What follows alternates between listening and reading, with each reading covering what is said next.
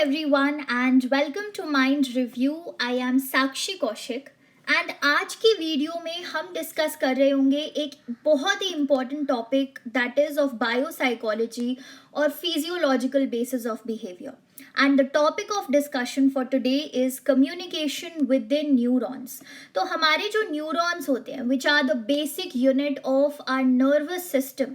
सो इन न्यूरॉन्स के अंदर कम्युनिकेशन कैसे होता है, what is resting potential, what is action potential, कैसे आयंस में चेंजेस आते हैं, डीपोलराइजेशन क्या होता है, हाइपर पोलराइजेशन क्या होता है, इन सारे टर्म्स के बारे में आज हम डिटेल में समझेंगे. And after watching this video, I assure you that you will be very much clear with how communication is happening within a neuron. So let us get started. आप लोग अपने कॉपीज और पेन अपने साथ रखिए so that you can make notes simultaneously. Okay. So the first term that we need to understand today is resting membrane potential. So resting membrane potential जब होता है जब हमारा न्यूरॉन रेस्ट पे है. सो न्यूरॉन का सिर्फ एक बेसिक काम है. वो काम क्या है कि न्यूरॉन को मैसेजेस ट्रांसमिट करने हैं. सो एक न्यूरॉन दूसरे न्यूरॉन को मैसेज पास ऑन करेगा, वो दूसरा न्यूरॉन तीसरे न्यूरॉन को मैसेज पास ऑन करेगा and like that the chain will go on and on. So यहाँ पे अगर वो न्यूरॉन अपना काम नहीं कर रहा है, that means there is no message transmission that is happening. उसका मतलब ये होगा कि मेरा न्यूरॉन रेस्ट पे है, यानी कि एक स्टेडी स्टेट में है, इक्विलिब्रियम बना के रखा हुआ है. सारे जो भी आयंस न्यूरॉन के अंदर प्रेजेंट है वो एक बैलेंस्ड स्टेट में है. And at this point of time we call it the potential of the membrane is known as resting membrane potential. So basically जब आपका न्यूरॉन रेस्ट पे है तो उस वक्त न्यूरॉन का जो मेम्ब्रेन होता है उसका पोटेंशियल को हम बोलते हैं resting membrane potential. And the value of this resting membrane potential is -70 मिलीवोल्ट्स. ठीक है, तो ये एक वैल्यू है जो हमें हमेशा याद रखनी होती है कि अगर मेरा न्यूरॉन रेस्ट पे है तो उसका रेस्टिंग मेम्ब्रेन पोटेंशियल होता है -70 millivolts. And the inside of the neuron carries a more negative charge than the outside. तो इस पॉइंट को हम आगे और इलाबोरेट करके भी समझने वाले हैं, but for now you need to know कि अगर मेरा न्यूरॉन रेस्ट पे है तो उसके मेम्ब्रेन का पोटेंशियल होता है रेस्टिंग मेम्ब्रेन पोटेंशियल, जिसकी वैल्यू है -70 millivolt. And other thing that you need to know is that when my neuron is at rest, so the inside charge of the neuron is negative and the outside charge is positive. तो अब अगर हम inside और outside की बात कर रहे हैं, so let us talk about in more terms that are usable. So terms usable जो है वो intracellular है and extracellular है. So intracellular is whatever is inside your cell or inside the neuron. And extracellular होता है जो neuron के बाहर है. Let us see in this image. So you can see in this image we have a neuron over here. ये जो greyish colour में है ये एक आपका पूरा न्यूरॉन है. इस न्यूरॉन के एक सेक्शन को माइक्रोस्कोप के अंदर रख के हमने जब देखा ताकि वो इलैबोरेट करके हम क्लियरली देख पाए. So the blue fluid that you can see is the inside portion of neuron. That is why it is known as intracellular fluid. तो ये ब्लू पोर्शन क्या हुआ, आपके न्यूरॉन के इनसाइड का मटेरियल है. इनसाइड जो चल रहा है फ्लूइड न्यूरॉन के अंदर बॉडी के, and that portion is known as your intracellular fluid. And the extracellular fluid that you can see on both the sides, ऊपर भी है और नीचे भी है, this fluid is something that is outside the neuron. तो neuron की body के बाहर जो फ्लूइड है उसको हम बोलते हैं extracellular fluid. So this difference is something that you can always know about intracellular and extra cellular. Let's come back to our previous slide. So यहाँ पे हमने ये समझ लिया इंट्रासेल्यूलर एक्स्ट्रा सेल्यूलर क्या है. अब एक और चीज जो आपको समझनी है कि इन इंट्रासेल्यूलर और एक्स्ट्रा सेल्यूलर फ्लूइड्स में कुछ आयंस प्रेजेंट होते हैं. What are ions? So ions कुछ नहीं होते, बस इलेक्ट्रिकली चार्ज्ड मॉलिक्यूल्स होते हैं. फॉर एग्जाम्पल अगर मैं Na+ लिख रही हूँ, this is how we write sodium. तो सोडियम एक आयन है बिकॉज ये मॉलिक्यूल है जो एक चार्ज कैरी कर रहा है, positive charge. So these are ions. तो ऐसे ही हमारे न्यूरॉन के अंदर कुछ आयंस प्रेजेंट होते हैं and these are the 4 ions that are present in our neuron. ठीक है, As you can see, anions, potassium ion, chloride ion and sodium ion, ये 4 ions हैं जो हमारे न्यूरॉन में प्रेजेंट हैं. Some of them are present inside the neuron and some of them are present outside the neuron. तो अब से inside the neuron को हम intracellular बोलेंगे, outside वाले को extracellular. So you can see over here in this diagram, जो inside of neuron है वहां पे आपका पोटेशियम आयन है, सोडियम आयन भी है, क्लोराइड आयन भी है एंड एनायन भी है. So this A minus is basically organic anion. Again ये एक आयन ही होता है, चार्ज्ड मॉलिक्यूल है जो नेगेटिव चार्ज कैरी कर रहा है. And when you see on the outside of the neuron और extracellular fluid, we can see कि एनायन को छोड़ के बाकी सारे आयन्स हैं. We have Na plus, K plus as well as Cl minus. And you can also see अभी मेरा न्यूरॉन कौन से स्टेट पे है, रेस्टिंग स्टेट पे है. तो inside charge is negative and outside charge is positive. So till now हमें सिर्फ इतना समझना था कि न्यूरॉन्स के अंदर कौन से आयन्स प्रेजेंट है जब वो रेस्ट पे है और बाहर कौन से आयन्स हैं जब वो रेस्ट पे है.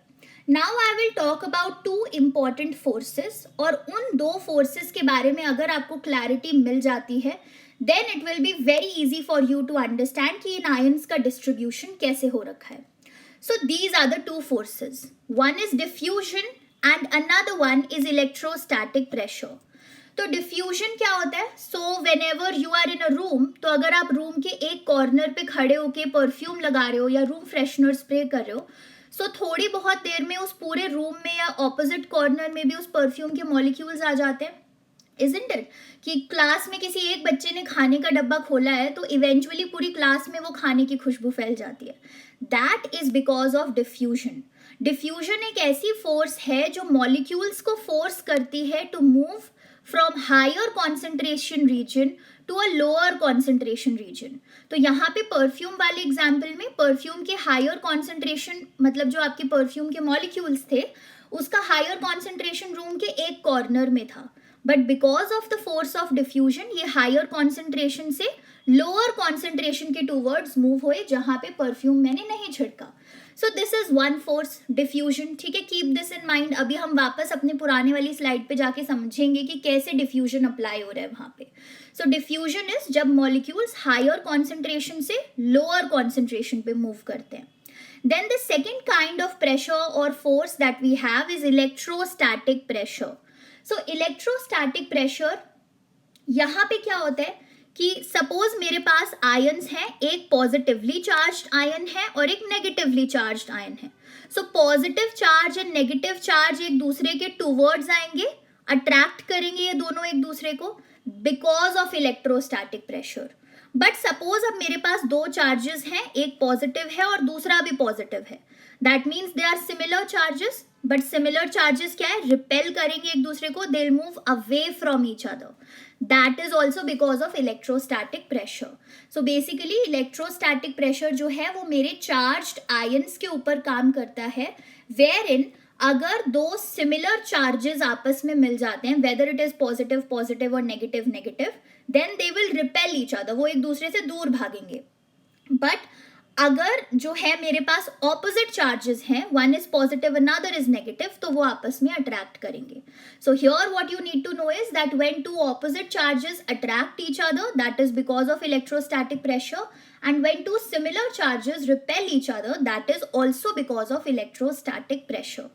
तो अब जब आप लोगों को ये 2 फोर्सेस क्लियर हो चुकी हैं, डिफ्यूजन इज कि हाई कॉन्सेंट्रेशन से लो कॉन्सेंट्रेशन पे जा रहे हैं, एंड इलेक्ट्रोस्टैटिक प्रेशर इज कि कौन से आयन्स मेरे रिपेल करेंगे या अट्रैक्ट करेंगे. Let us apply this knowledge back into this diagram over here, और ये समझने की कोशिश करते हैं कि when a neuron is at rest तो ये मॉलिक्यूल्स कैसे बने हुए हैं. So here one thing that I wish to tell you in addition to whatever we have discussed till now is कि इस डायग्राम में you can see कि इंट्रासेल्यूलर में ये जो पोटेशियम प्रेजेंट है K प्लस, ये जो ग्रे कलर का सर्कल है ये थोड़ा बड़ा साइज में है सर्कल, एंड जो एक्स्ट्रा सेल्यूलर में K प्लस प्रेजेंट है ग्रे सर्कल अगेन, ये थोड़ा छोटा साइज है. So this is to represent कि पोटेशियम आयंस की क्वांटिटी इंट्रासेल्यूलर फ्लूइड में ज़्यादा है as compare to extracellular. तो ये सिर्फ रिप्रेजेंटेशन के लिए है। तो जो भी सर्कल बड़ा है किसी भी आयन का, दैट मीन्स वो जगह पे वो ज्यादातर आयन्स प्रेजेंट है। सो इसी फंडा से अगर हम देखें तो वी कैन अंडरस्टैंड कि पोटेशियम आयन्स इंट्रासेल्यूलर फ्लूइड्स में ज्यादा है as compare to extracellular fluid. Similarly sodium ions Na+, the purple circle, sodium ions extracellular fluid में ज्यादा है as compare to intracellular fluid. ऐसे ही जो हमारे क्लोराइड आयन्स है Cl-, द ग्रीन सर्कल, वो ज्यादा है एक्स्ट्रा सेल्यूलर फ्लूइड में as compare to intracellular. And A- या ये जो ऑर्गेनिक एनायंस हैं ये सिर्फ इंट्रासेल्यूलर फ्लूइड में ही प्रेजेंट है। So what we can infer from this is कि जब मेरा न्यूरॉन रेस्ट पे है तो outside the neuron sodium ions and chloride ions are in greater और larger quantity, and inside the neuron potassium ions and A- anions are in greater quantity when my neuron is at rest। तो ये चीज हमें समझ आ गई। अब हम ये समझते हैं कि यहाँ पे ये जो स्किन कलर के बॉक्सेस बने हुए हैं, व्हाट आर दीज? तो ये जो बॉक्सेस हैं ये चैनल्स हैं हमारे न्यूरॉन की मेम्ब्रेन के ऊपर। The orange line that you can C is the entire membrane. जैसे सेल की मेम्ब्रेन होती है वैसे ही न्यूरॉन्स की मेम्ब्रेन है, जिसका हम मेम्ब्रेन पोटेंशियल की बात कर रहे थे पहले जब हमने स्टार्ट किया ये video. So this is the membrane and on this membrane we have certain channels that you can see in square shape. So ये चैनल्स हमारे पास तीन तरीकों के होते हैं। एक आपके सोडियम चैनल होते हैं Na+, एक आपके पोटेशियम चैनल्स होते हैं K+, एंड एक होते हैं सोडियम पोटेशियम पंप, सो Na+, K+। सो ये सेलेक्टिवली परमिएबल है। सो अगर Na+ चैनल की बात हो रही है तो उस चैनल से सिर्फ सोडियम आयन्स या तो अंदर आ सकते हैं या बाहर जा सकते हैं। अगर पोटेशियम चैनल्स की बात हो रही है तो उस चैनल से सिर्फ पोटेशियम आयन्स या तो सेल के अंदर आ सकते हैं या सेल के बाहर जा सकते हैं, और कोई आयन उन चैनल्स के थ्रू नहीं जा सकता। And if we talk about sodium potassium pump, तो उस सोडियम पोटेशियम पंप से सोडियम आयन भी अंदर आ सकता है और पोटेशियम आयन भी अंदर आ सकता है, और वो दोनों बाहर भी जा सकते हैं। So these are the 3 types of ion channels that we have in our neuron. ठीक है, अब हमें ये भी क्लियर हो गया कि भाई ये मेम्ब्रेन है, ये चैनल्स हैं, पर जब मेरा न्यूरॉन रेस्ट पे होगा तो ये जो आयन चैनल्स, जो 3 आयन चैनल्स जिनकी हमने बात की, ये आयन चैनल्स जो है वो क्लोज रहेंगे। बिकॉज भाई न्यूरॉन मेरा रेस्ट पे है, it does not want to work right now. अगर वो काम नहीं करना चाह रहा तो ये आयन चैनल्स क्यों खोल के रखेगा? सो आयन चैनल्स क्लोज रहते हैं when our neuron is at rest. Now let us understand the force of diffusion and the force of electrostatic pressure, वो कैसे यूज हो रहे हैं यहाँ पे। सो एक एक आयन को पकड़ के चलते हैं and we'll understand. Let us first see the anion या A-, जो कि हमें सिर्फ न्यूरॉन के अंदर दिख रहा है इंट्रासेल्यूलर फ्लूइड में। सो एनायंस जो हैं वो हाई कॉन्सेंट्रेशन में है inside the neuron and low concentration में है outside the neuron. So according to the force of diffusion anions को बाहर मूव करना चाहिए from higher concentration region to outside lower concentration region, but ये बाहर मूव नहीं करते, रैदर सिर्फ अंदर ही रहते हैं, बिकॉज ये जो मेरे न्यूरॉन की सेल मेम्ब्रेन है ये एनायंस के लिए परमिएबल नहीं है। That means my neuron cell membrane does not allow anions to move out और मूव इन। तो ये जो न्यूरॉन की सेल मेम्ब्रेन है वो सेलेक्टिवली परमिएबल होती है, वो सिर्फ कुछ आयन्स को अलाउ करती है अपने थ्रू मूव करना। तो एनायन बेचारा उनमें से एक आयन नहीं है, एनायन को अलाउड नहीं है न्यूरॉन की मेम्ब्रेन से बाहर जाना। That is why anion always remains inside the cell. तो ये एक ऐसा आयन है जो हमेशा हमारे सेल के अंदर वाले फ्लूइड, इंट्रासेल्यूलर फ्लूइड में ही मिलेगा। Now let us talk about this potassium ions. तो अभी क्या है, पोटेशियम आयंस इंट्रासेल्यूलर फ्लूइड में ज्यादा है, as you can see bigger circle, और बाहर क्या है, smaller circle. That means inside we have a higher concentration and outside we have a lower concentration of potassium ions. So according to the force of diffusion, where should these potassium ions move? Outside, higher to lower concentration.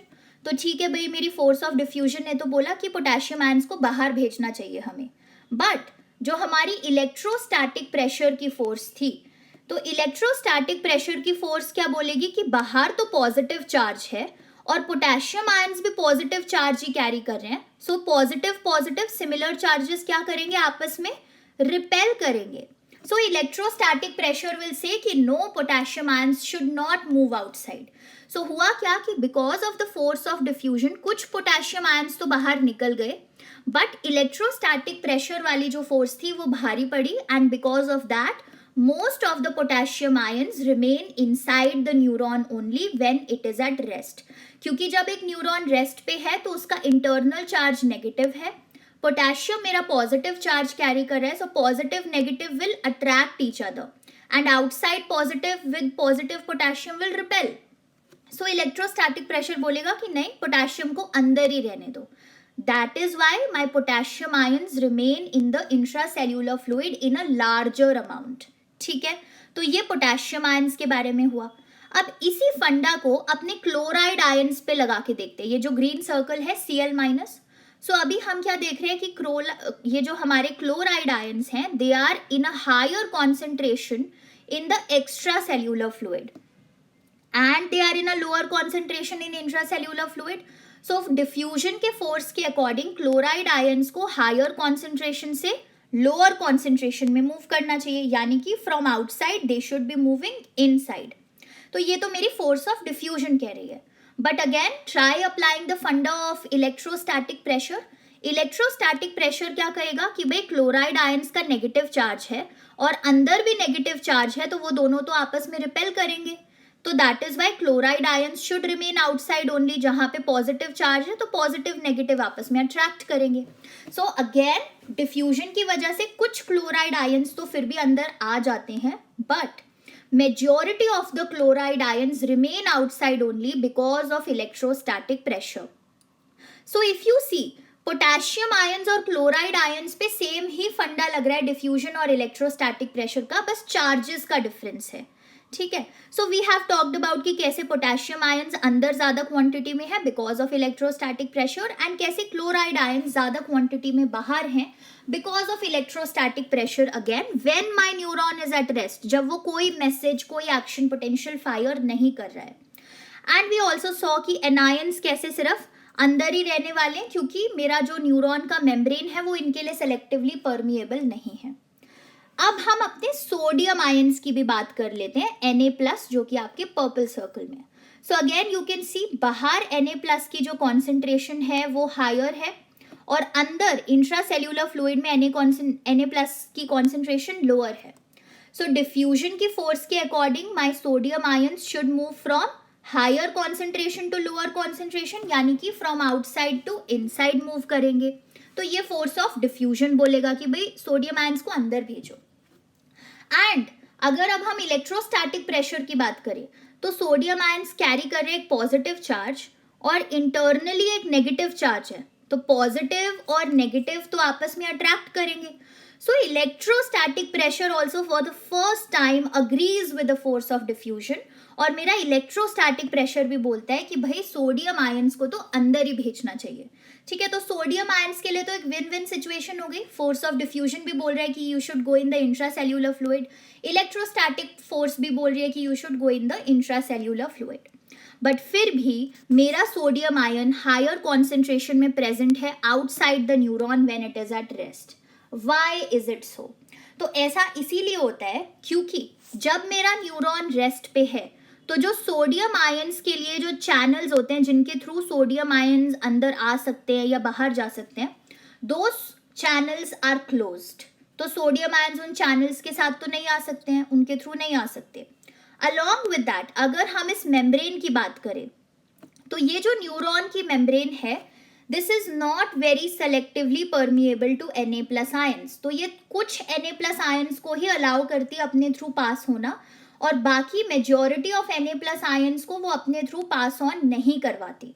So that is why again अब sodium ions even though diffusion की force और electrostatic की force चाह रही थी कि sodium ions cell के अंदर आ जाएं, but still they remain outside in majority because my cell membrane is not very selectively permeable to these sodium ions, and because मेरा न्यूरॉन रेस्ट पे है तो जो सोडियम आयंस के चैनल्स हैं वो भी क्लोज्ड हैं, तो उनके थ्रू भी सोडियम आयंस मूव नहीं कर सकते. So I hope till now whatever we have discussed वो आपको क्लियर है कि कैसे हम ये जो दो फोर्सेस हमने यहाँ पे डिस्कस की थी, the force of diffusion and the force of electrostatic pressure, कैसे हम इन दोनों फोर्सेस की नॉलेज लगा के ये समझ पाए कि when a neuron is at rest the intracellular fluid has majority of potassium ions and organic anions A minus, and extracellular fluid of the neuron has in majority chloride ions and sodium ions which is Na plus and Cl minus. अब हम अपनी गाड़ी को थोड़ा सा आगे बढ़ाते हैं कि भाई ठीक है, हमने ये समझा कि जब मेरा न्यूरॉन रेस्ट पे है, सो मैंने आपको ये बात बताई थी कि in the charge of my neuron when it is at rest, that means the resting membrane potential is minus 70 millivolt. So this is something you should remember. दूसरी चीज जो आपको याद रखनी है कि जब मेरा न्यूरॉन रेस्ट पे है तो the inside of the neuron carries a negative charge, जैसा आप यहाँ पे भी देख रहे हो, and the outside of the neuron carries a positive charge. और जब न्यूरॉन रेस्ट पे है तो मेरे वो जो 3 आयन चैनल्स जिनकी हमने बात की थी वो भी क्लोज्ड रहने वाले हैं. Okay, till now everything is clear. अब देखते हैं ये एक्शन पोटेंशियल क्या है. सो एक्शन पोटेंशियल में basically let us have a look at this diagram. So यहाँ पे मेरे पास दो न्यूरॉन्स है, न्यूरॉन 1 एंड न्यूरॉन 2. ठीक है. सो जैसा मैंने आपको स्टार्टिंग में बोला था कि एक न्यूरॉन दूसरे न्यूरॉन को मैसेज ट्रांसमिट करता है. सो इस न्यूरॉन के टर्मिनल बटन से मैसेज जाएगा सेकेंड न्यूरॉन के डेंड्राइट्स तक. ठीक है. तो अभी सपोज मेरा जो सेकेंड न्यूरॉन है वो अभी तक रेस्ट पे था, यानी कि माइनस 70 मिलीवोल्ट है, आयन चैनल्स क्लोज्ड है, इनसाइड आपका ज़्यादा है क्या, पोटेशियम और एनायंस, और आउटसाइड आपका ज़्यादा आयंस कौन से प्रेजेंट है, सोडियम और क्लोराइड. बट नाउ हुआ क्या कि इवन तो मेरा न्यूरॉन रेस्ट पे था, पर जो पहला वाला न्यूरॉन है उसने इसके डेंड्राइट पे मैसेज दे दिया, यानी कि एक तरीके से इस न्यूरॉन को जगा दिया रेस्ट से मैसेज देके. So what will happen after that? ठीक है, what happens when my neuron receives input from that pre-synaptic terminal buttons of another neuron? तो वो जो न्यूरॉन 1 था उस पिक्चर में उसको हम pre-synaptic न्यूरॉन बोलते हैं, और उसके टर्मिनल बटन से मैसेज रिलीज होके जब हमारे सेकेंड न्यूरॉन पे आएगा जो बेचारा आराम से रेस्ट कर रहा था, तो उसके साथ क्या होगा. तो उस वक्त होने क्या वाला है, एक एक्शन पोटेंशियल जनरेट होता है. Now what is this action potential? Action potential is actually that message that a neuron passes on. तो उस मैसेज को ही हम साइंटिफिकली एक्शन पोटेंशियल बोलते हैं. And it is an all और नथिंग रिस्पॉन्स. ऑल और नथिंग रिस्पॉन्स का मतलब होता है कि या तो एक न्यूरॉन पूरी तरीके से एक कंप्लीट एक्शन पोटेंशियल जनरेट करेगा या फिर वो बिल्कुल भी एक्शन पोटेंशियल जनरेट नहीं करेगा. सो ईदर इट विल बी 0 और इट विल बी 1. ये 0.5 नहीं हो सकता है. ठीक है. तो या तो कंप्लीट एक्शन पोटेंशियल जनरेट होगा या बिल्कुल भी एक्शन पोटेंशियल जनरेट नहीं होगा. This can not be a case कि थोड़ा बहुत एक्शन पोटेंशियल जनरेट हो गया. That is why it is an all और नथिंग रिस्पॉन्स. और ये एक्शन पोटेंशियल जनरेट कब होता है, जब मेरा न्यूरॉन एक स्पेसिफिक मेम्ब्रेन पोटेंशियल पे पहुंचे जिसको हम बोलते हैं थ्रेशहोल्ड ऑफ एक्साइटेशन. जैसा कि मैंने आपको बताया था कि हमारा न्यूरॉन जब रेस्ट पे होता है तो वो माइनस 70 मिलीवोल्ट का चार्ज कैरी करता है. तो जब मेरा न्यूरॉन माइनस 70 मिलीवोल्ट के चार्ज से मूव होते होते इस थ्रेशहोल्ड ऑफ एक्साइटेशन पे पहुंचेगा which is minus 55 मिलीवोल्ट्स.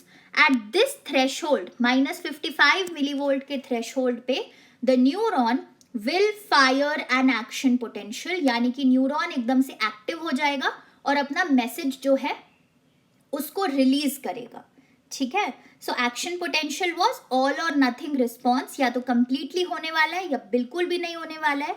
And second thing, ये कब जनरेट होता है, जब मेरा न्यूरॉन माइनस 70 मिलीवोल्ट यानी कि रेस्टिंग पोटेंशियल से आगे बढ़ के थ्रेशहोल्ड ऑफ एक्साइटेशन के टूवर्ड्स जाएगा which is minus 55 millivolt. So when we talk about these negative numbers minus 70 and minus 55, so minus 55 is considered to be a greater number क्योंकि हम negative numbers की बात कर रहे हैं.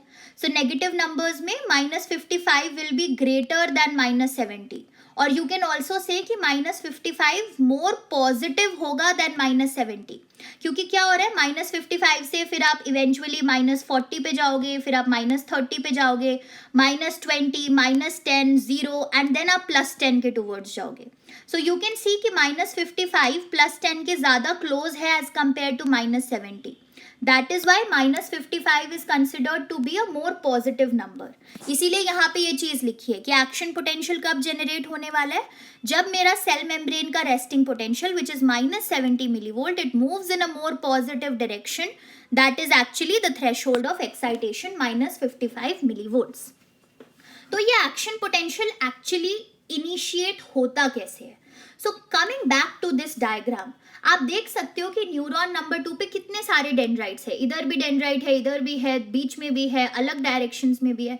एंड फ्रॉम एवरी साइड एक neuron connected होगा जो इस सेकेंड न्यूरॉन को मैसेजेस दे जा रहा है. तो डेंड्राइट के हर एक साइड से न्यूरॉन्स को बहुत सारे इनपुट्स मिल रहे हैं. तो एक टाइम पे न्यूरॉन को इतने सारे इनपुट मिलते जा रहे हैं, तो उसके अंदर काफ़ी सारे फ्लक्चुएशंस आते हैं उसके मेम्ब्रेन पोटेंशियल में. And these fluctuations occur in the form of EPSPs and IPSPs. तो क्या है ये EPSP और IPSP? तो EPSP को हम बोलते हैं एक्साइटेटरी पोस्ट साइनेप्टिक पोटेंशियल, यानी कि एक ऐसा मैसेज जो मेरे न्यूरॉन के डेंड्राइट पे आ रहा है, जो मेरे न्यूरॉन को एक्साइट कर रहा है. एक्साइट इन द सेंस उसको ज़्यादा पॉजिटिव डायरेक्शन में लेके जा रहा है. ठीक है, अगर वो ज़्यादा पॉजिटिव डायरेक्शन में जाएगा, यानी कि वो ज़्यादा क्लोज जा रहा है to our threshold of excitation, जो हमने देखा था -55 मिलीवोल्ट की वैल्यू है, which was a more positive number than -70, है ना, याद आया.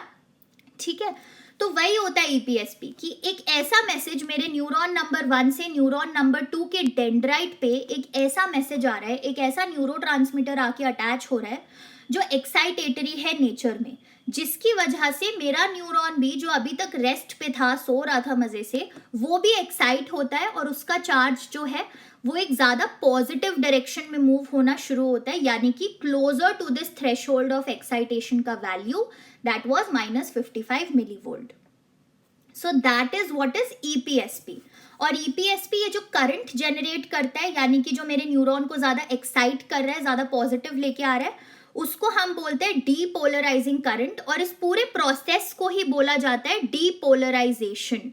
ठीक है, सो डीपोलराइजेशन हुआ क्या, जहां पे मेरे न्यूरॉन का चार्ज ज्यादा पॉजिटिव डायरेक्शन में मूव हो रहा है towards the threshold of excitation.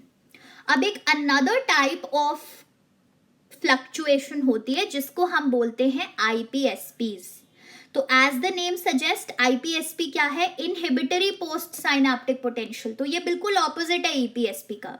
IPSP क्या करेगा, मेरे मेम्ब्रेन के पोटेंशियल को ज्यादा नेगेटिव डायरेक्शन में लेके चला जाएगा.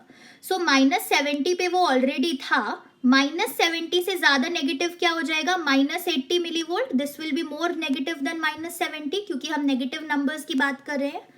सो IPSP की वजह से मेरा फर्स्ट न्यूरॉन मेरे सेकंड न्यूरॉन के डेंड्राइट पे एक ऐसा न्यूरोट्रांसमीटर अटैच कर देगा जो इनहिबिटरी होगा नेचर में, यानी कि मेरे न्यूरॉन को वो थ्रेशोल्ड ऑफ एक्साइटेशन से और दूर लेके चला जाएगा.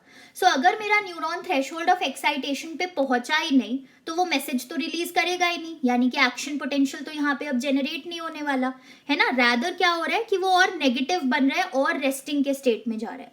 तो IPSP जो करंट जनरेट करता है उसको हम बोलते हैं हाइपर पोलराइजिंग करंट, क्योंकि वो मेरे न्यूरॉन के मेम्ब्रेन पोटेंशियल को हाइपर पोलराइज कर रहा है, ज्यादा नेगेटिव डायरेक्शन में लेके जा रहा है, और इस प्रोसेस को हम बोलते हैं हाइपर पोलराइजेशन.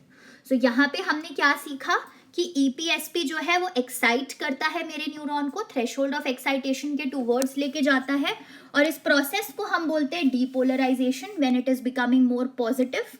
एंड IPSP क्या करता है, मेरे न्यूरॉन के मेम्ब्रेन पोटेंशियल को वो थ्रेशोल्ड ऑफ एक्साइटेशन से और दूर लेके चला जाता है, और इस प्रोसेस को हम बोलते हैं हाइपर पोलराइजेशन, जहां पे मेरे न्यूरॉन का मेम्ब्रेन पोटेंशियल फर्दर नेगेटिव हो रहा है.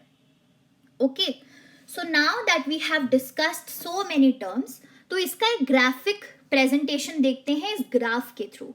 सो ये ग्राफ क्या है, यहाँ पे हमने रिप्रेजेंट किया हुआ है कि आपका रेस्टिंग मेम्ब्रेन पोटेंशियल है, ठीक है, थ्रेशहोल्ड ऑफ एक्साइटेशन है. सो here what you can C is ये -70 मिलीवोल्ट. याद आ रहा है क्या था, ये था रेस्टिंग मेम्ब्रेन पोटेंशियल, कि जब मेरा न्यूरॉन रेस्ट पे होगा तो वो चार्ज क्या कैरी कर रहा होगा उसका मेम्ब्रेन, -70 मिलीवोल्ट का चार्ज.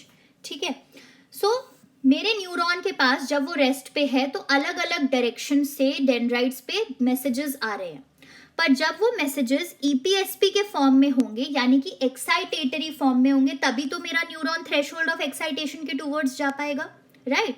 तो कुछ मैसेजेस आ जाते हैं लेकिन वो थ्रेशोल्ड ऑफ एक्साइटेशन पे रीच नहीं कर पाते, तो वो वापस न्यूरॉन मेरा वापस रेस्ट के स्टेट पे चला जाता है.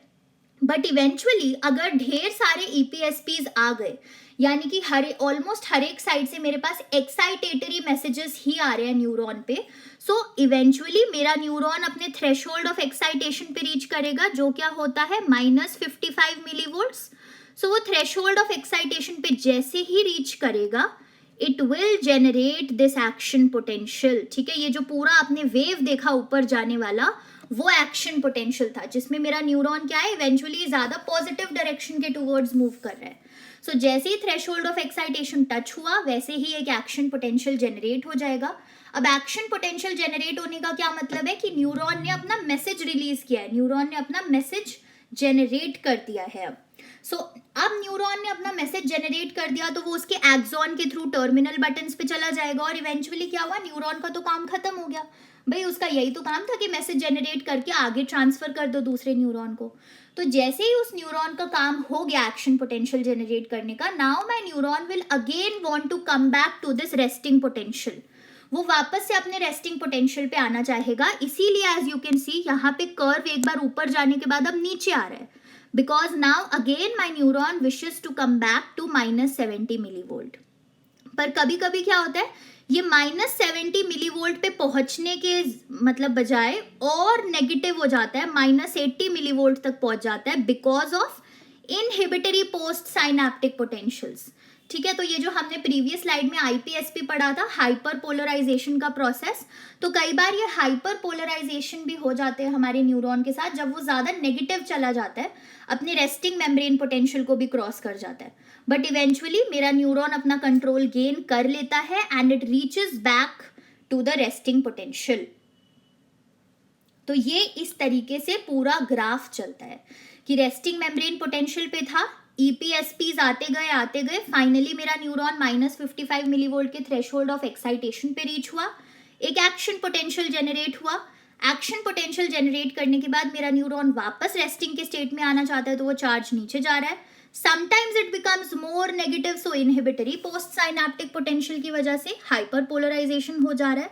बट देन इवेंचुअली ये अपना गेन कंट्रोल कर लेता है वापस, it gains itself back into the resting membrane potential और -70 मिलीवोल्ट का जो चार्ज था.